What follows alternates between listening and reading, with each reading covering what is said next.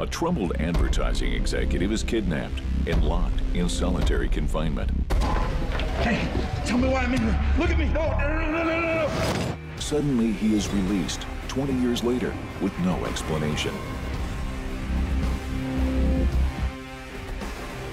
He goes on a quest for vengeance to discover why he was imprisoned in Oldboy. Hi, I'm Aaron. I'm Leah. And I'm Salim, and we're here to talk about Spike Lee's remake of the Korean film Oldboy. We've all just seen it. Aaron, take it away.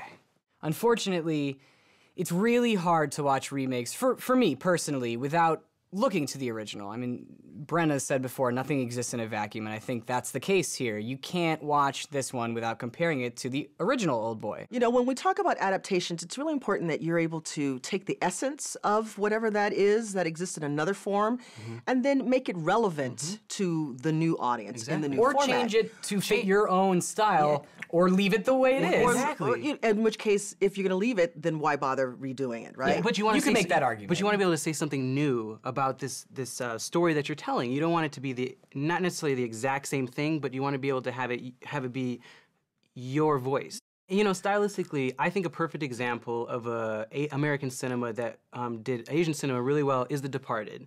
You took the story, which is almost beat for beat from Infernal Affairs. However, Scorsese made it his own style all the way. It's a Scorsese movie. It's a Scorsese, even though it didn't have a lot of specific Scorsese thing. He actually added some stylistic choices to this. Some that we liked, some that we didn't. But I think that it was unique in and of itself. Whereas this one, it's not as unique. It's kind of, like I said, it's in the middle. It's muddled. I just wanted him to go one way or the other. Really wanted to just see a Spike Lee joint Oldboy. That's what I wanted. That would have been very interesting. Exactly. I feel like that the characters don't exist in the same world. You have some of them that are really kind of cartoonish, like the villain and his sidekick played by Samuel L. Jackson. But then you have these kind of characters that are grounded in the real world, like Michael Imperioli's character, he runs a bar, and then even the Josh Brolin character. So you're kind of going, which world are we living in here? And so there is an inconsistency in terms of whether this is supposed to really be rooted in graphic novel aesthetic, right? Which is or what if this he's is based trying off to of. be realistic. And the problem is that Spike Lee has a very strong style himself. Yeah. And without him having to be able to rely on messages or really having an idea of what this story really is about, all you're left with is his style. Today I vow to change. We're gonna squeeze for 2. Make sure you really resist. Join with me now. Here we go. And squeeze. 92. Squeeze. 93.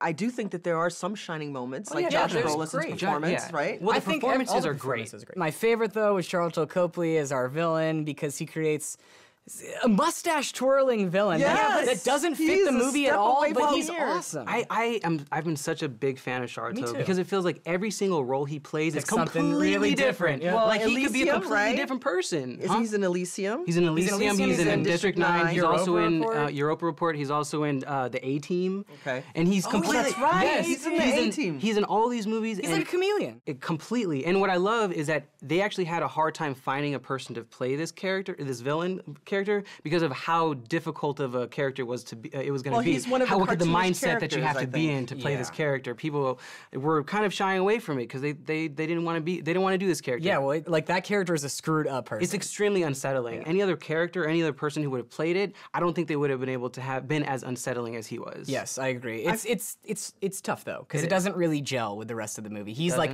the craziest part of the movie, but I think See, it's I have awesome. a hard time appreciating his role because he's one of the ones that's very over the top.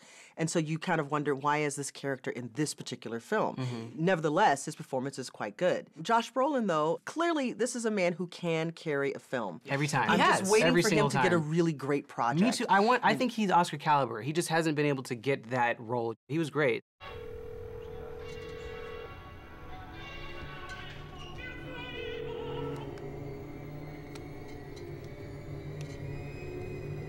Hello? I thought it was time we met.